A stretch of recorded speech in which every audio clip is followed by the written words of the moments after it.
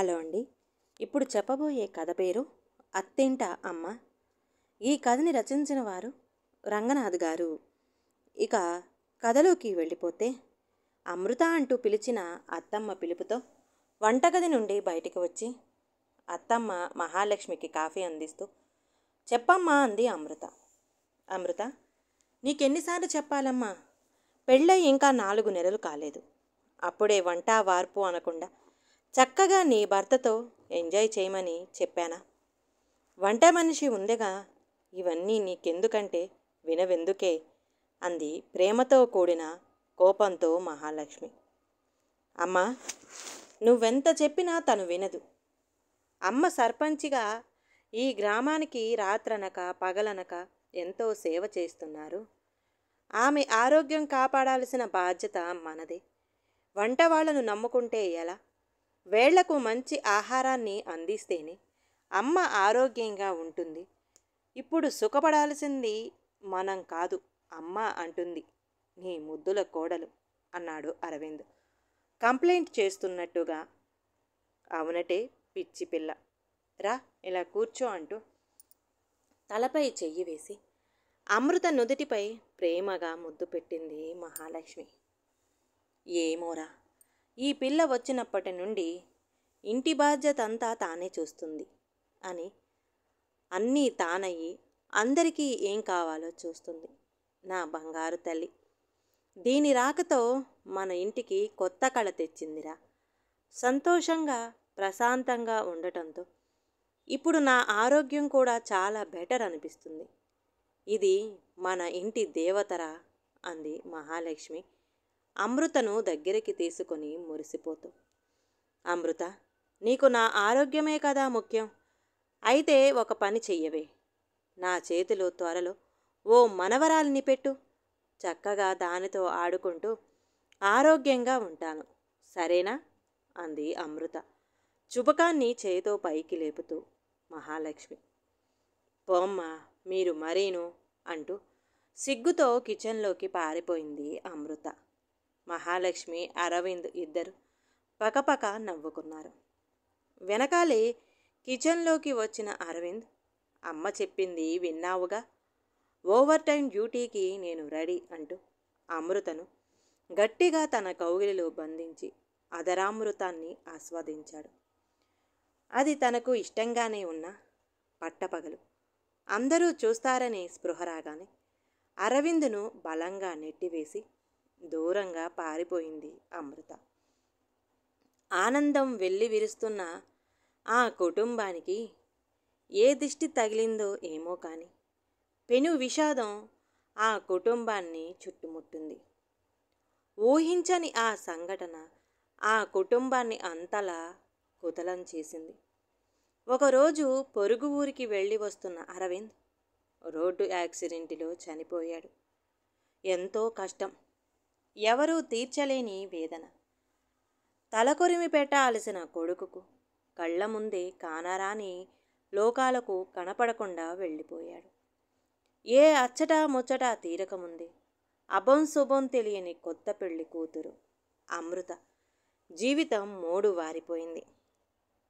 అమృత, అమ్మ అమ్మ అంటూ తనను పట్టుకుని ఏడుస్తుంటే మహాలక్ష్మి గుండె చెరువైంది. భర్తను చూపిస్తూ, బావ చూడమ్మా, ఎంత లేవమన్నా లేవట్లేదు, నువ్వన్నా చెప్పమ్మా.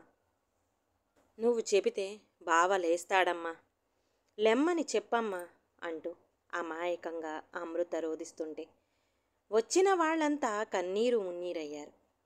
మగదిక్కులేని సంసారమైన ఊర్లో సర్పంచిగా తనకున్న మంచితనంతో ఊరి వారంతా ఆ కుటుంబానికి అండగా నిలబడ్డారు. పుట్టెడు దుఃఖం దిగమింగి గుండె రాయి చేసుకొని కార్యక్రమాలన్నీ పూర్తి చేసింది మహాలక్ష్మి. రోజులు భారంగా గడుస్తున్నాయి. అందరూ జీవోత్సవాల్లా ఏదో బ్రతుకుతున్నారు. అమృత తండ్రి ఒకరోజు ధైర్యం చేసి, అక్కయ్య, అమృతను మా వెంట తీసుకెళ్తాము అని అడిగాడు. మహాలక్ష్మి గుండెల్లో బాధను దిగమింగుకొని, అలాగే మీ ఇష్టం అంది. ఈ మాట విన్న అమృత తండ్రిపై నిప్పులు చెరిగింది. ఇక నాకు తల్లి అయినా తండ్రి అయిన ఈ అమ్మే అని. తనను వదిలిపెట్టి ఏ పరిస్థితిలోనూ రాలేనని తెగేసి చెప్తూ ఒక్కసారిగా వెళ్ళి మహాలక్ష్మి ఒడిలో గువ్వలా ఒదిగిపోయి వెక్కి వెక్కి ఏడ్చింది. మహాలక్ష్మి కూడా మాట్లాడే ధైర్యం చెయ్యలేకపోయింది. ఇక చేసేది లేక అమృత తల్లిదండ్రులు కన్నీళ్లు పెట్టుకుంటూ ఇక నీదే భారం అంటూ మహాలక్ష్మి చేతులు పట్టుకుని బిడ్డ జాగ్రత్తమ్మా అని చెప్పి వెళ్ళిపోయారు. రోజులు, వారాలు, నెలలు, కాలం అనేక తీపి చేదు జ్ఞాపకాలను మిగుల్చుతూ సాగిపోతుంది. ఆనందంతో ఉన్నప్పుడు కాలం ఎలా గడుస్తుందో అర్థం కాదు. 1 సంవత్సరం కూడా క్షణంలా గడిచిపోతుంది.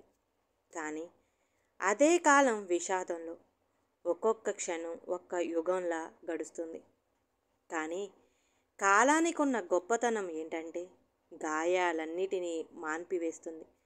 మర్చిపోలేకపోతే మనిషికి భవిష్యత్తు ఉండదనేమో. ఈ గాయాలన్నీ మాన్పి ఎలాగైనా మళ్ళీ తన ఇంటికి కొత్త సంతోషాల్ని తీసుకురావాలనుకుంది మహాలక్ష్మి. తానుండంగానే అమృతకు ఒక మంచి జీవితాన్ని అమ్మ స్థానంలో నిలబడి అందించాలని దృఢంగా అనుకుంది. ఎలాగైనా అమృతను మళ్ళీ పెళ్ళికి ఒప్పించాలనుకుంది. కానీ ఇదంత తేలికైన వ్యవహారం కాదు. ఊరి వాళ్ళ వ్యతిరేకతను, కులం, మతం అని ఛాందసవాదుల మూర్ఖత్వాన్ని కూడా ఎదుర్కోవాల్సి వస్తుందని ముందే ఊహించింది. అందుకే అందరి సలహాలు అడిగి ఇబ్బంది పడటం కన్నా తన నిర్ణయాన్ని అందరికీ చెప్పి ఒప్పించాలనుకుంది. ఒకరోజు తన నిర్ణయాన్ని ఊరి వాళ్ళ ముందు ప్రకటించింది. కానీ దీనిని చాలామంది వ్యతిరేకించారు. కానీ ఊరి మహిళలంతా మహాలక్ష్మిని సమర్థించారు. నీ వెంట మేముంటామని గట్టిగా చెప్పారు. కొద్ది రోజుల్లోనే మహాలక్ష్మిని సమర్థించే వాళ్ల సంఖ్య పెరిగింది. ఇక కుల మత పెద్దలు ఇష్టం లేకపోయినా ఊరి మాటను కాదని లేకపోయారు. అమృత తల్లిదండ్రులు కూడా ఎన్నో విధాలుగా నచ్చచెప్పి ఒప్పించింది మహాలక్ష్మి. ఇక మిగిలింది అమృత. అన్నిటికన్నా ఇదే కష్టమైన పని. కానీ ఎలాగో ఒప్పించాలనుకుంది మహాలక్ష్మి. ఒకరోజు ఉదయమే అమృతను మెల్లగా కదిలించింది. కానీ అమృత రియాక్షన్ మహాలక్ష్మి నివ్వెరపోయింది. అమ్మా, నేనంత భారమయ్యానా నీకు? నువ్వు నన్ను ఇంట్లో నుండి వెళ్ళగొట్టాలనుకుంటున్నావా అమ్మా?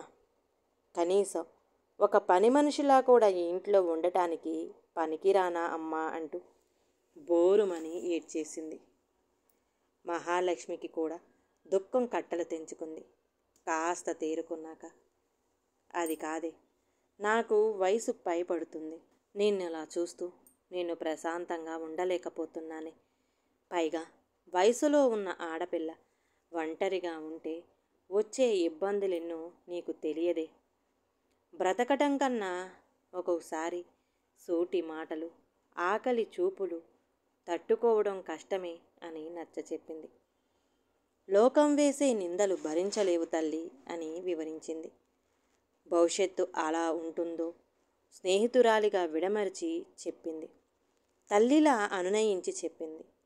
అమ్మ, ఇలాంటి పాడు లోకంలో నేనుండలేను. మా అమ్మతో ఉండాలన్న ఇన్ని బాధలైతే నాకు ఈ బ్రతికే వద్దు.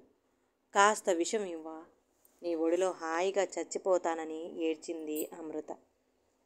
మహాలక్ష్మి అమృతను తన ఒడిలో పడుకోబెట్టుకొని, అమ్మ, ఈ జన్మలో నాకు నీ బిడ్డలతో ఆడుకునే అదృష్టం లేనప్పుడు నేను మాత్రం ఎందుకు బతకాలి?